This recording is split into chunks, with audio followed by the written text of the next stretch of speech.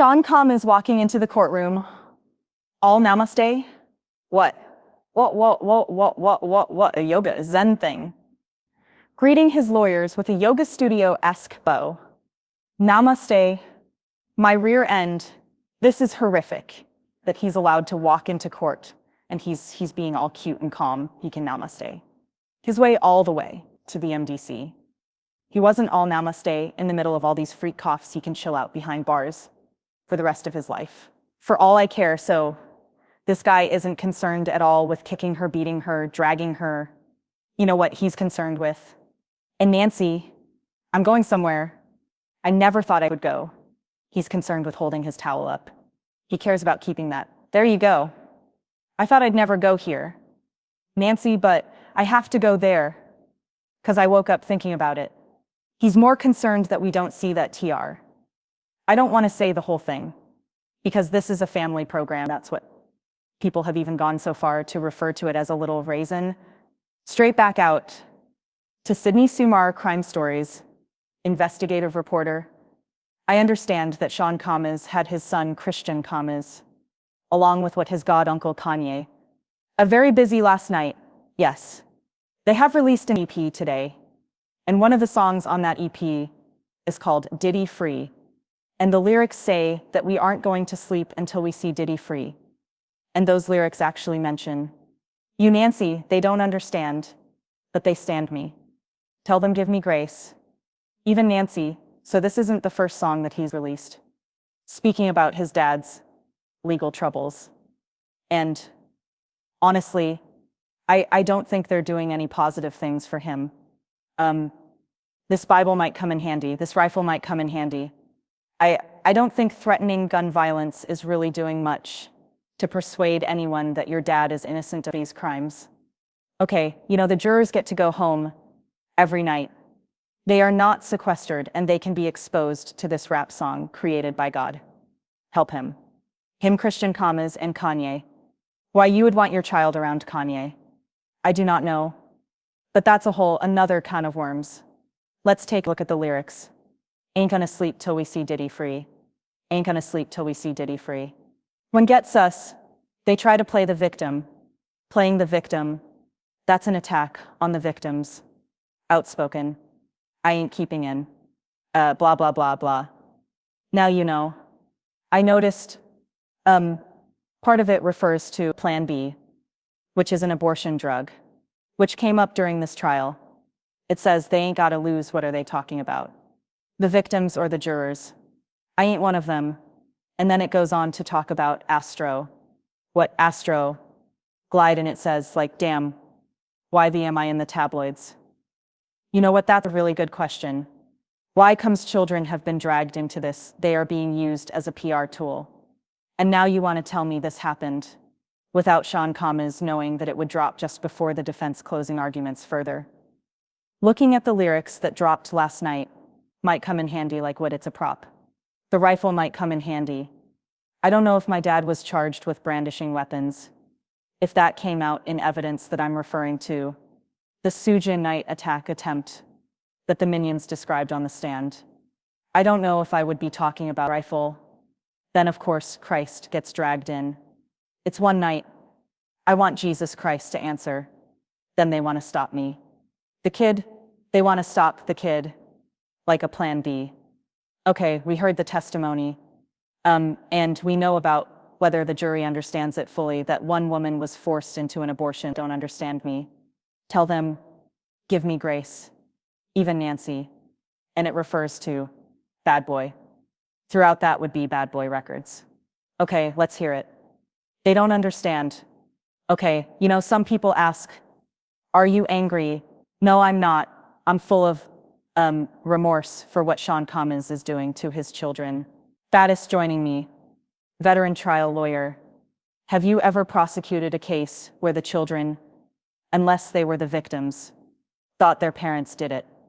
Because I don't think I've ever had a case where the children thought their dad was guilty. Even adult children, they never believe the parent did it. Nancy, I can't think of one. Really, the family often rallies around the defendant.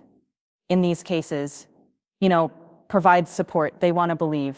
They want to believe their family member is, not guilty of these heinous allegations. And that's understandable. But oftentimes, like you mentioned, the family can be brought in sort of as pawns, sometimes in the trial itself, sometimes outside the trial, especially in these highly publicized cases. And I think a lot of folks think that that may be what was going on with Diddy and his children. Let's take one more. Diddy Free. This is released by possibly the only person in the world that thinks Sean Combs is innocent, and that would be his son, standing by him. God bless him. Christian King Combs. And of course the illustrious Kanye. Whoa. What a yoga, Zen thing. What are you talking about? Well, Nancy, I don't know if you've ever been to a yoga class. I used to attend pretty often, but you just, at the end of class, at the beginning of class, you put your hands together and you do a short little bow to everyone else in the classroom to show your respect for everyone. And that's exactly what Combs has been doing to all 8 of his lawyers in the courtroom. Every morning when he comes to see them, Sydney, you cannot live in New York City, in Manhattan, and not be subjected to a yoga class, particularly a hot yoga class. The worst, but what you're saying is like a Zen namaste. Oh, you know what? Straight out to Lynn Shaw joining me. Executive Director, founder of Lynn's Warriors, dedicated to ending sex exploitation trafficking of women and girls. Namaste. My rear end, he can namaste. His way all the way to the MDC. He wasn't all namaste in the middle of all these free caliphs. You know how big of a stack they had to do. An 800 number for all the women calling in, claiming that they were victims of Sean Combs' freak-offs, king nights, hotel nights, whatever euphemism he wants to use. These women claiming they were drugged in their drinks, that they woke up covered in baby oil, with their vaginas hurting, and he's all namaste. My rear end. What a slap in the face to all victims of any kind of sexual exploitation abuse. I mean, this is horrific. And you know what? I'm putting my money on the jury that everybody can see right through this act of contrition, because this is horrific, that he's allowed to walk into court and he's being all cute and calm. And you know what? Yesterday, I was saying, I don't want to call him the nicknames. I've called him Dirty Diddy and things like that. But today, I want to go back to that, because I am sick and tired of this.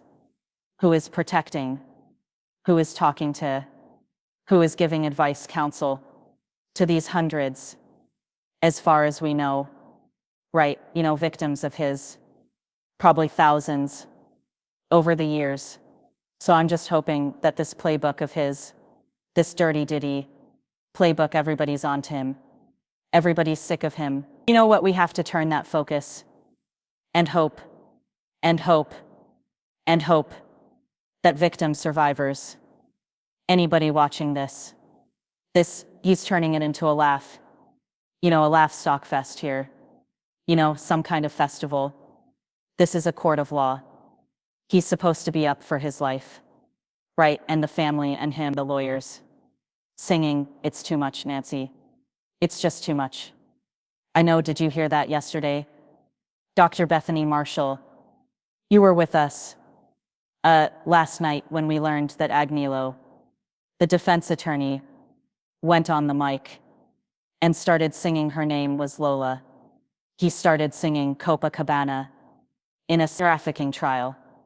And it just threw me over the edge, because I have dealt with rape victims. Look around. Look around. I'm looking around the studio. At least 1 in 4 women have been sex assault victims. Think about that. Think about it, people. You'd never suspect have been sex assault victims. And he's singing Copa into the microphone.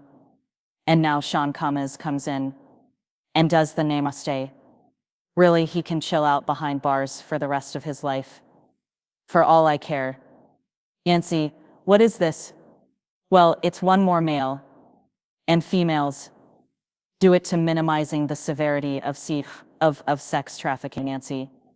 I don't think our nation or world really understands what sex trafficking is.